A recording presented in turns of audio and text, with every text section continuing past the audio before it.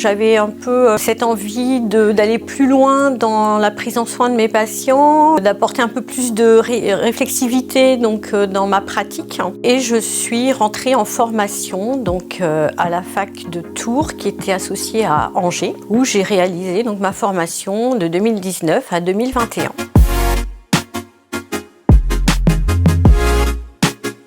Je pense éventuellement à ces patients que je rencontre parfois donc pour la première fois, qui sont plutôt fermés, un peu réticents, qui se demandent pourquoi ils viennent voir une infirmière. Comme ils sont là, je leur propose de faire la consultation. La consultation se déroule et à la fin, finalement, c'est eux qui me demandent de leur redonner un rendez-vous. Il y a aussi tous ces patients qui me manifestent régulièrement leur reconnaissance et qui me font comprendre que cette prise en charge, elle est importante pour eux. Donc c'est vrai que c'est quelque chose de très valorisant.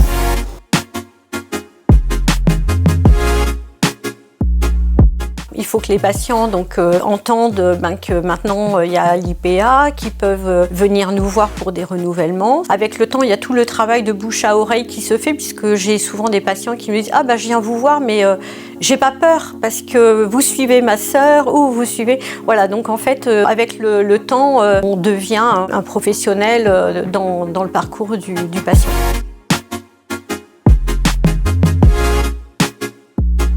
C'est à la pharmacie. Pour moi, entre guillemets, IPA, c'est une bonne infirmière. Mais non, c'est plus que ça. Je me suis renseignée et maintenant j'y vais une fois par mois. Elle est super, elle est bien, elle est à l'écoute. C'est ça qui est le plus important, de prendre le temps et d'être à l'écoute des personnes. Et l'IPA, elle le fait très bien.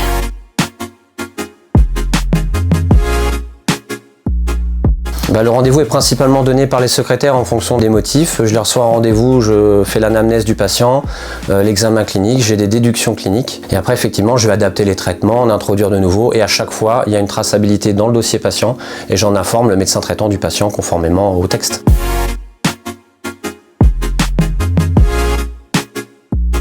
Marlène fait partie des patients qui viennent au groupe de parole, donc c'est vrai qu'il y a aussi ce lien tous les mois où on se voit en plus dans un autre cadre, pas dans le cabinet mais dans un autre cadre. Il y a des liens qui se tissent. On a quand même, maintenant ça fait 2 ans que les groupes de parole de patients diabétiques existent avec le patient partenaire. Donc on a quand même déjà fait pas mal de choses, des ateliers, il y a beaucoup de projets encore qui vont être mis en place.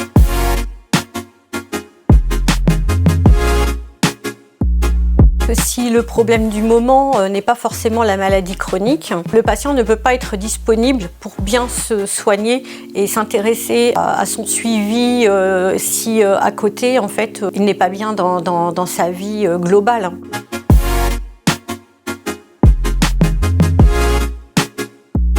Depuis l'âge de 15 ans, je fume.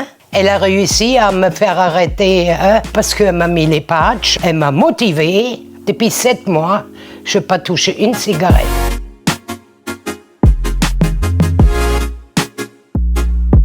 Je pense qu'il y a toute cette écoute, cet accompagnement que l'on va avoir auprès des patients. Il n'y a pas que la maladie chronique, il y a toute leur vie sociale, familiale, parfois professionnelle aussi. Et donc, en fait, on est une personne où on va avoir peut-être plus de temps que le médecin parce qu'on a des consultations plus longues pour prendre du temps pour les écouter et après relancer au niveau du médecin une consultation quand il y a besoin, etc.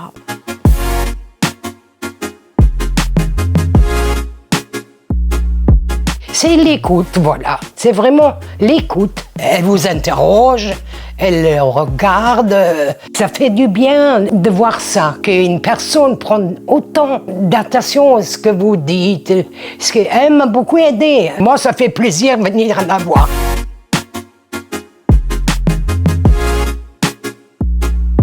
Je me sens bien dans ce que je fais. J'apprends beaucoup de mes patients aussi, avec les groupes de parole patients diabétiques que l'on réalise tous les mois.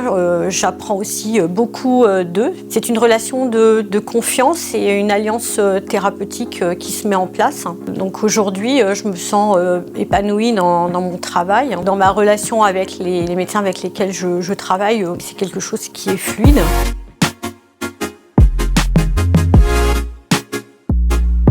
Je trouve que ce qui va être important, c'est de se lancer dans la formation, mais avec une équipe, un projet qui soit déjà un petit peu abouti, ou alors d'avoir plusieurs pistes aussi de travail avec des médecins, pas forcément tous au même endroit. Moi, je vois bien, je vais dans 2 lieux différents entre la maison de santé et sur Montargis. Donc s'ouvrir à ça, et notre formation aussi nous donne l'occasion de nous ouvrir sur d'autres choses, hein, sur tout ce qui va être santé publique, projet de prévention, la recherche. Il ne faut pas hésiter à s'ouvrir sur d'autres fonctions que l'IPA a en fonction de nos affinités.